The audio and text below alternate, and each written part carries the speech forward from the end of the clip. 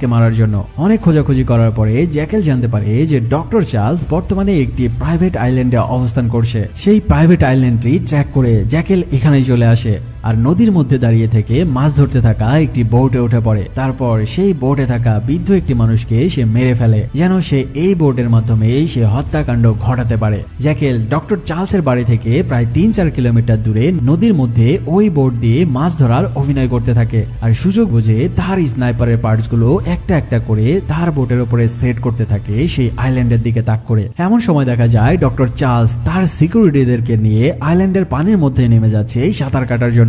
সেখানে ডক্টর চার্লসের সিকিউরিটিরা তার আশেপাশের পরিবেশ ভালোভাবে দেখতে থাকে যে কোনো শুটার বা কোনো শত্রু রয়েছে কিনা। এভাবে দেখতে যেয়ে তারা বেশ কয়েক কিলোমিটার দূরে একটি বোট ভেসে থাকতে দেখতে পায়। পুরোপুরি দেখার পরে তারা বুঝতে পারে যে এই বোটটি এসেছে এখানে মাছ ধরতে। তাই তারা আর কোনো সন্দেহ না করে তাদের লিডার ডক্টর চার্লসকে পানিতে নামার অনুমতি দেয়। ডক্টর চার্লস যখন পানিতে সাঁতার কাটতে নামে তখন দুজন গার্ড তার দুই পাশে পাহারা দিয়ে পানির মধ্যে সাঁতার কাটতে কাটতে এগিয়ে যেতে থাকে। এমনকি একজন ওয়াটার বোট নিয়ে ডক্টর চার্লসের সাথে সাথেই যেতে থাকে। মানে এই ডক্টর চার্লসের সিকিউরিটি নিরাপত্তা কেমন হতে পারে তা তো তোমরা বুঝতেই পারছো। যখন দূরে থেকে জ্যাকেল দেখতে পায় যে ডক্টর চার্লস পানিতে নেমে গেছে, এবার সে তার স্নাইপার আস্তে আস্তে ডক্টর চার্লসের দিকে ঘুরিয়ে নিতে থাকে। এত দূরে থাকার কারণে সে আসলে বুঝতে পারছিল না যে এই তিনজনের মধ্যে আসলে ডক্টর চার্লস কোনটা। ঠিক ওই সময়ে ডক্টর চার্লসের সিকিউরিটিরা একটি ড্রোন পাঠিয়ে দেয় ওই বোটের কাছে, কারণ তাদের সন্দেহ হয়েছে ওই বোটটা কোনো সাধারণ বোট নয়, কারণ সেই বোট ওই জায়গাতে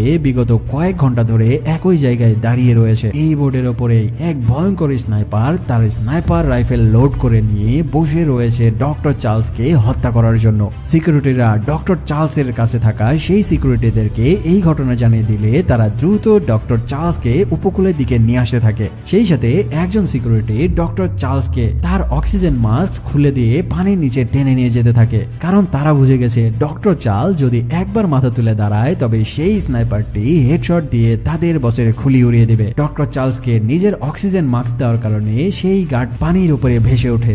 এবার দূরে থাকা জ্যাকেল তার স্নাইপার দিয়ে এক হেডশট দিয়ে তার খুলি উড়িয়ে দেয়। বাকি সিকিউরিটিরা ডক্টর চার্লস পর্যন্ত পৌঁছানোর আগে ডক্টর চার্লসের অক্সিজেন শেষ হয়ে যায়। ফলে যখনই সে পানির উপরে মাথা তুলে এবার জ্যাকেল আর কোনো সুযোগ না দিয়ে তার স্নাইপার দিয়ে এক মারাত্মক হেডশট দিয়ে অবশেষে ডক্টর চার্লসের খুলি উড়িয়ে দেয় আর দ্রুত সেই বোটে তার স্নাইপার গুলো খুলে নিয়ে সেখান থেকে পালিয়ে যেতে থাকে। তবে জ্যাকেল নদীর মধ্যে থেকে